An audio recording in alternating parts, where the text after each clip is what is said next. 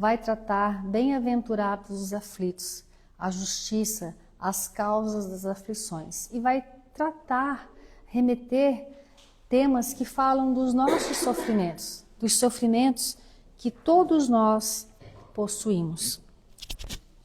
Chico Xavier dizia que era o capítulo que todos os dias ele lia um pedaço. Então vamos passar essa recomendação de Chico Xavier para nós.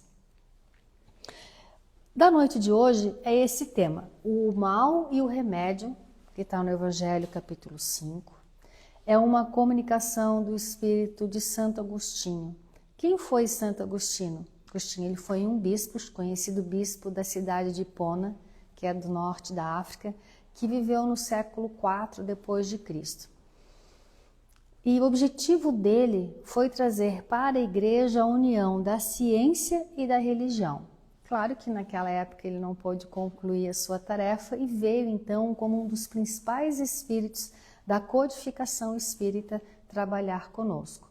No Evangelho, no Livro dos Espíritos, no Livro dos Médiuns nós teremos mensagens de cunho moral, científico e filosófico muito profundas. E esse texto é de Santo Agostinho. São alguns parágrafos. Não é difícil, mas também não é tão fácil a gente se compenetrar desse tema. Então, nós dividimos a nosso raciocínio primeiro, o que é o mal, e depois o que é o remédio.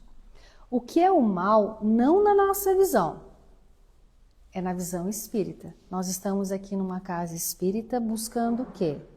O reconforto de nossas dores e orientações acerca das nossas dúvidas, dos nossos questionamentos. Então é isso que nós temos que esperar aqui. Não a solução como um passinho de mágica dos nossos problemas pessoais e familiares. Não é assim que funciona. O Espiritismo, assim como o Evangelho de Jesus, vem sempre, é bom lembrar, educar nossas almas. Lembrar quem somos, o que estamos fazendo aqui e para onde vamos na visão do Espírito imortal. Se a gente quer a solução do aqui e agora imediata, não tem, não existe. O que é o mal na visão espírita?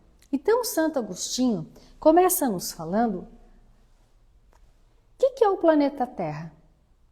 Muitos de nós já sabemos de cor e salteado, mas é bom lembrar. Os espíritos deram classificações dos mundos que são habitados no universo afora. O nosso mundo é a segunda classe. É um planeta de provas e expiações, onde nós já detemos um raciocínio, estamos em via de desenvolver os nossos sentimentos, mas ainda predomina em cada um de nós o mal. A maioria dos habitantes da Terra há uma predominância do mal. Grande, média, pequenina, mas as nossas ações, as nossas emoções ainda gravitam dentro do mal da ignorância, dentro do mal de quem vê o aqui e agora, as necessidades da matéria. E daí nós temos uma escala de 0 a 1000 o grau de maldades espalhadas pelo mundo. Mas é uma característica de quem reencarna aqui. Então é muito importante a gente partir desse ponto. Como é um planeta de provas e expiações, de espíritos que ainda são imperfeitos, o nosso objetivo é se aperfeiçoar. Do quê? Das nossas imperfeições, das nossas limitações frente à compreensão da lei de Deus. É um trabalho dos séculos, não vai ser de uma hora para outra, mas é momento de pelo menos nós acordarmos para essa realidade. Então, por isso que o Espiritismo esclarece e consola ao mesmo tempo. Porque se eu estou num planeta ainda, onde eu sou imperfeito, e esse planeta serve para quê? É uma escola, um educandário para as nossas almas, mas somos almas doentinhas. Então ele também é um hospital.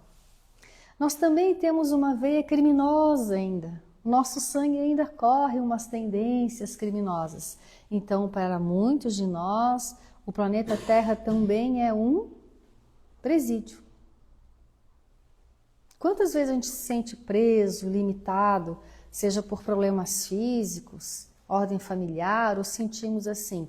Porque realmente muitos de nós estamos dentro de um processo de alguém que está preso. limitado, porque há necessidade. Deus, outro princípio fundamental da doutrina que a gente vive ouvindo, mas às vezes não se compenetra. Deus não pune ninguém. Existem leis. Cumprindo, ok. Não cumprido, automaticamente nós estamos inseridos no processo de reajuste. Não é punição para nos ver no fogo do inferno. O fogo do inferno foi criado por nós, para assustar os outros e a nós mesmos. Não existe essa eternidade das penalidades. As penalidades no sentido correcional existem até quando forem necessárias, até quando nós aprendemos, deixa de existir. Ela não é mais necessária. Então, o mal que Santo Agostinho e os Espíritos vêm nos falar é no sentido do mal que precisa ser reparado, do mal que precisa se transformar em bem. Não mais castigo, não mais punição. Não existe isso na lei divina, porque Deus é amor. E nós que somos imperfeitos, quando amamos alguém, não fazemos de tudo para essa pessoa se dar bem? Por que Deus faria mecanismos, leis, situações para nos prejudicar? Ah, mas olha, eu não acredito muito em Deus. As leis da natureza são perfeitas. Elas representam essa força superior. Não quer falar a palavra Deus? Tudo bem. Mas que existe uma vontade acima da nós, isso existe. A gente às vezes quer uma coisa e não acontece. Né? Tá indo tudo por um caminho e muda para outro. Eu chamo isso de Deus.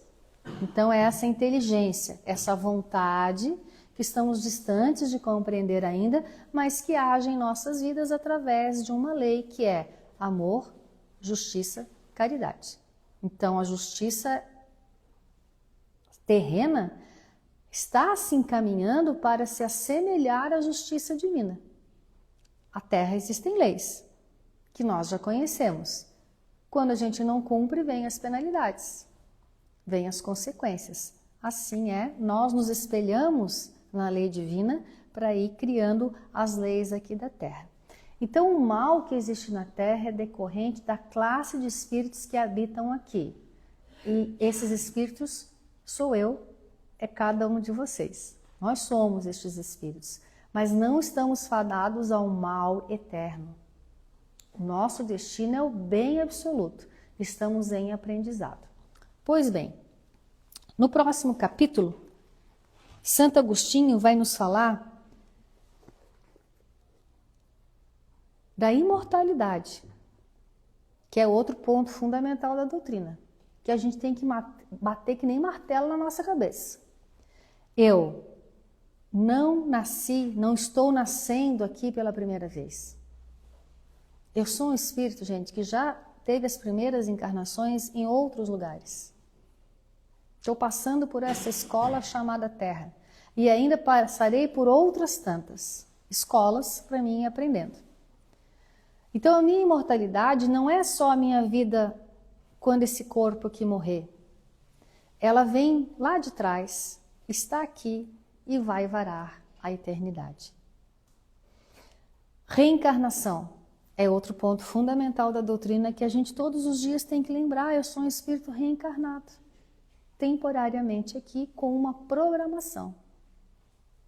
Uma programação que não é planejada de um dia para o outro. A gente ainda tem o hábito de dizer, essa aí engravidou por acaso, distraída. Há programações que estamos distantes de imaginar.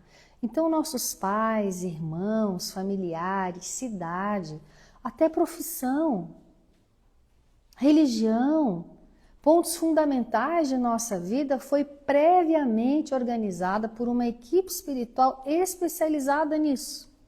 Parece fantasioso, né? Mas é.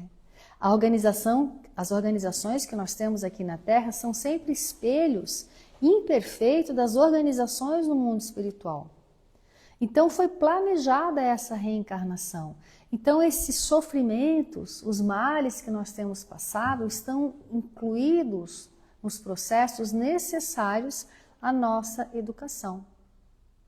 Então, É importante saber disso, para a gente não blasfemar, não se revoltar, não se desanimar frente às aflições, os males que nos acometem.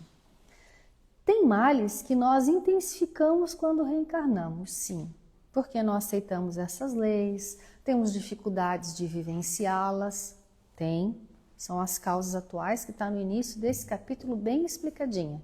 Mas tem as causas passadas que se fundem, que refletem no dia de hoje.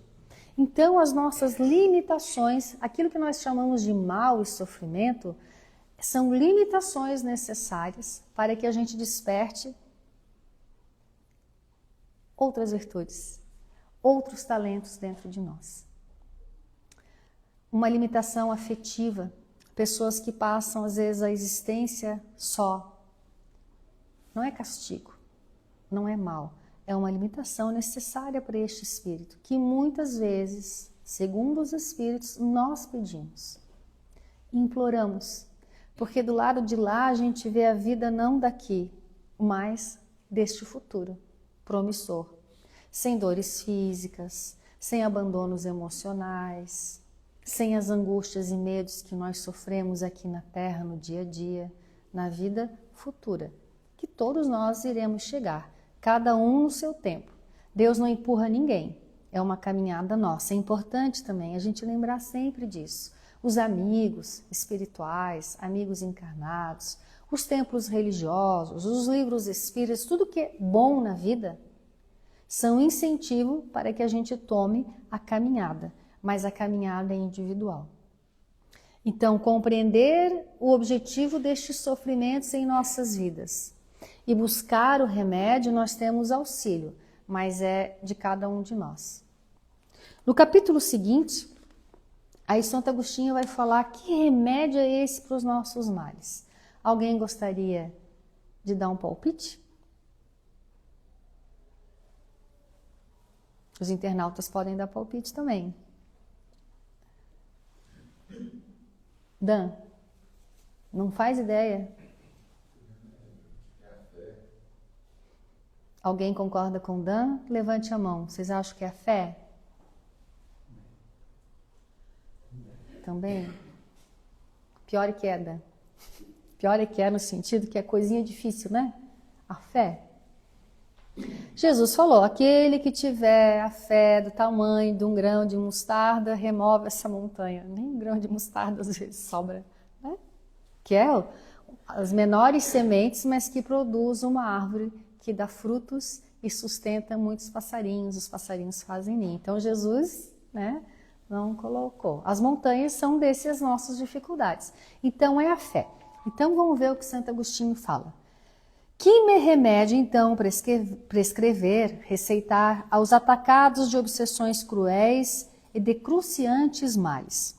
Só um é infalível, a fé, o apelo ao céu. Se na maior dificuldade de vossos sofrimentos cantares hinos ao Senhor, o anjo à vossa cabeceira com a mão vos apontará o sinal da salvação e o lugar que um dia ocupareis. A fé é o remédio seguro do sofrimento. Mostra sempre os horizontes do infinito, diante dos quais se esvaem aos poucos dias brumosos do presente, ou seja, a imortalidade. É difícil, mas é temporário. Eu sou um espírito temporariamente neste corpo.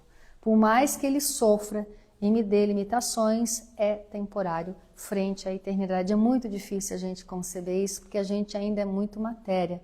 É muito 2 mais 2 é 4, né? É muito cartesiano. A gente é muito empacotado em medidas matemáticas, eu digo. Então, é difícil. Mas nós estamos aqui para isso. A gente vem na casa espírita, ouvir, tomar o nosso passe, tem os tratamentos. São mecanismos auxiliares. Mas o objetivo principal é a gente fortalecer essa fé raciocinada. Conhecer o Evangelho do Cristo e raciocinar para construir uma fé sólida, que Jesus falou, se construirdes a vossa casa sobre uma rocha, haverá tempestades, enchentes e não a destruirá. É mais ou menos assim. O que é as tempestades? Que é importante também, porque a gente acha que só as coisas difíceis só vão acontecer com os outros. É imaturidade da nossa parte.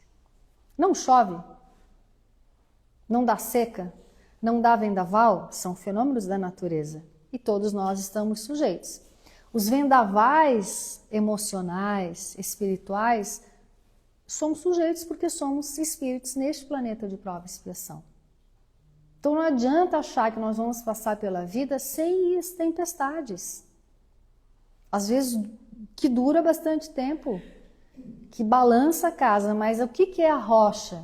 É o fundamento dessa fé raciocinada que a doutrina espírita vem nos auxiliar com a reencarnação, mostrando a justiça divina, o mundo espiritual que nos rodeia, né?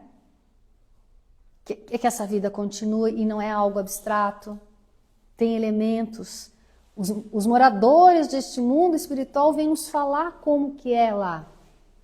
Então vai fortalecendo a construção da nossa casa sobre essa fé. Só que ele fala uma coisa bem interessante. Não nos pergunteis, portanto, qual o remédio para curar tal úlcera ou tal chaga, para tal tentação ou tal prova. Lembrai-vos de que aquele que crê é forte pelo remédio da fé, e aquele que duvida um instante da sua eficácia é imediatamente punido, porque logo sente as pungitivas angústias da aflição. Traduzindo, né? Não é Deus que nos pune. Quando a nossa fé vacila, a gente sofre. A vida pesa, o medo assola, o desespero tira nosso apetite, nosso sono, nossas ideias, nós nos desesperamos. Quando nós conseguimos manter a nossa fé, a gente permanece sólido e firme. E nós conhecemos pessoas que conseguem. Se essas pessoas conseguem, elas não são diferentes de nós também conseguimos. Só que a fé não se prescreve como está no Evangelho. Não dá para transferir, né? Me dá um pouquinho da tua fé, Lili, não dá. A gente pode se espelhar, observar as pessoas, mas é construção individual, 2 séculos. Mas a gente tem que acreditar. E olha que importante. É importante a gente se conhecer para isso também. Qual é a extensão da minha fé? Aconteceu um fato doloroso na minha vida. Eu não tenho fé. Ok? Então, a partir dessa experiência dolorosa, eu vou investir, me conhecer, como eu reagi e agi para fortalecer a minha fé, que não precisa ser tão grande. Basta a gente acreditar em nós que nós vamos cultivá-la, porque daí todo o universo vai conspirar ao nosso favor. Que aí a equipe espiritual, vendo um germe desse movimento de crença, eles nos cercam de várias formas, até de formas que a gente nem está percebendo, para incentivar a nossa fé. Mas vejam o que o Santo Agostinho falou. Não pergunteis, portanto, qual remédio para curar uma úlcera, uma chaga, nem uma tentação e uma prova. O que nós temos que pedir aos Espíritos? Que nos ajudem a fortalecer a nossa fé. Porque ela é o único remédio. No capítulo seguinte, ele coloca assim: o Senhor apôs a seu selo em todos aqueles que creem nele. O Cristo vos diz que com a fé se transportam montanhas. E eu vos digo que aquele que sofre e tem a fé por amparo, ficará sob a égide e não mais sofrerá. Não é que não terá dificuldades, que não existirão crises e crises severas e crises que às vezes assolam anos de nossas existências, mas nós estaremos sobre a égide do Cristo porque nós vamos nos entregar à presença de Jesus. O Espírito de Emmanuel, comentando sobre a fé, queria compartilhar com vocês nesse livro Pão Nosso, que foi lido a mensagem, o finalzinho da mensagem que ele fala assim, o título é Homem de Fé. Não é suficientemente a palavra entusiasmo para construir fé. Não é porque eu estou aqui falando para vocês sobre fé que a minha fé é robusta. Não basta a gente sair falando para os outros, não. Precisamos, segundo Emmanuel, boa vontade e atenção para com as lições de Jesus. Boa vontade em conhecer e ter atenção. Para quê? Para examinarmos o conteúdo, porque Jesus nos avisou. No mundo tereis aflições, Tende bom ânimo, eu venci o mundo. Se estáis aflitos e sobrecarregados, vinde a mim que eu vos aliviarei. Então ele está dizendo, ó, vocês vão ter aflição, vão se sentir sobrecarregados, eu aliviarei. Ele não falou assim, eu vou tirar e vou curar.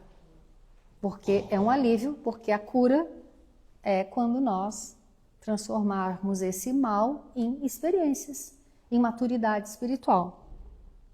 Examinando o conteúdo com boa vontade e trabalhando na aplicação contínua do Evangelho de Jesus no esforço diário. É dia a dia. Tanto que Allan Kardec teve o cuidado, na primeira página do Evangelho, colocar isso, que o Evangelho segundo o Espiritismo eram as máximas morais do Cristo para a prática no cotidiano. Então, o Espiritismo é a doutrina do eu. Sionereu é que falava isso. O Espiritismo é a doutrina do eu, não para o outro, é para euzinha, para todo dia. Mas nós temos que conhecer a doutrina e o Evangelho, para poder examinar as lições e ver como nos guiar. No livro Pão Nosso também, numa outra página chamada Prova de Fogo, para nós encerrarmos, Emmanuel fala assim no final: momento chegará em nossas vidas que as experiências dolorosas serão necessárias para provar nossas qualidades espirituais. A gente falou que nós estamos num planeta de provas e expiações. Expiações no conteúdo de espíritos que não sabem ainda viver plenamente a justiça e o amor. Mas muitas partes nós precisamos ser testados como colégio. Como é que tu vai saber se está bom na matemática, no português? Você precisa ser testado. Pode ser um bom aluno, mas você precisa fazer a prova para mostrar. Então aqui, ó, chegará momento em experiência em nossas vidas que as provas chegarão.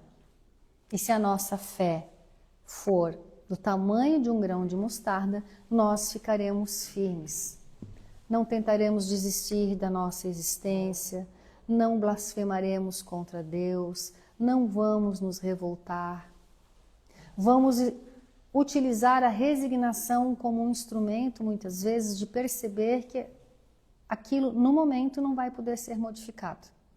Aquele problema de saúde, aquela família problemática, o problema do emprego, o problema no mundo, mas eu vou me preparar como homem de bem, com recursos de boa fé, ânimo, coragem, para quando aquela experiência passar, eu poder dar continuidade aos meus planos, aos meus sonhos, porque nós podemos ter sonhos, devemos ter sonhos e planos de dias melhores, acreditando desde já. Chico Xavier tem uma mensagem chamada Confia, que ele fala que a pior, é de Emmanuel, né? O maior sofrimento do homem aqui na Terra é quando ele perde a fé em Deus e em si mesmo. Porque fica um vazio, que é o que a nossa sociedade está vivendo. O vazio da fé em Deus e em si mesmos. Então nós que estamos aqui, já mais maduros, também temos a responsabilidade de viver bem. Não é de forma perfeita.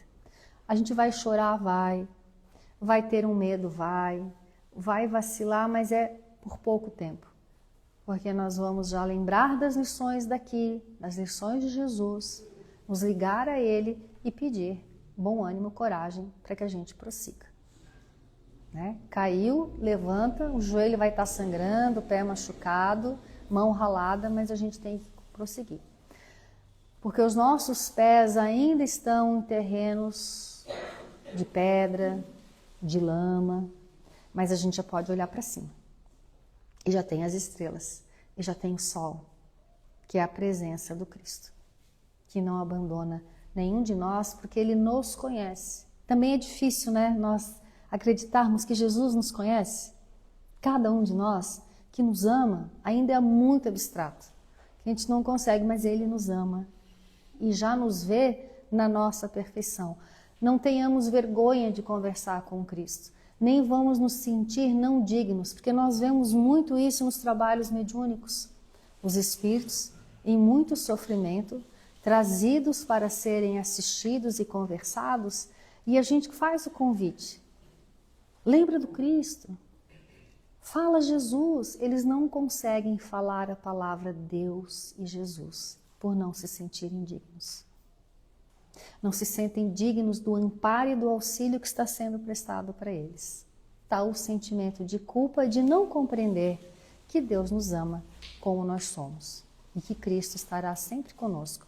Então vamos já trabalhando isso para não chegarmos do lado de lá e ficarmos em situações que nem é necessária, mas que nós paramos por essa falta de fé em nós e no Deus de amor. Jesus falou, vós sois luz, vós sois sal da terra, fermento do mundo. Poxa, foi Jesus, o governador espiritual da terra. Se ele falou, está falado. Então nós temos que começar todo dia, mesmo não acreditando muito. Tem hora que é na repetição. A repetição, Jesus gosta de mim, Jesus me ama, Jesus confia em mim. Se ele confia, eu confio também. Jesus falou o quê? Vamos buscar, gente, na memória, nas leituras, os ensinos. Daqui a pouco uma palavra vai se dissolvendo. Esses miasmas doentios que nós estabelecemos em torno de nós por um hábito milenar, que eu não presto, que eu sou ruim, que eu mereço ser punida, que eu mereço sofrer, que eu não sou digna. É criação nossa, não do Pai. Convido a todos a irem no Evangelho, o Mal e o Remédio, refletir um pouco mais sobre essas lições. Hoje, a facilidade de estudo está muito grande, né? Pela IA, é só botar lá o tema e vem palestras, textos que vão nos alimentando. Nós precisamos nos alimentar do pão verdadeiro. Uma boa leitura todo dia, uma boa conversação. Não precisa ficar o dia inteiro lendo Evangelho, mas nós temos que dar alguns minutos do dia para que a gente se alimente de uma substância para que a nossa fé fique robusta, porque virá, está vindo e vai vir por um bom tempo as dificuldades individuais e coletivas.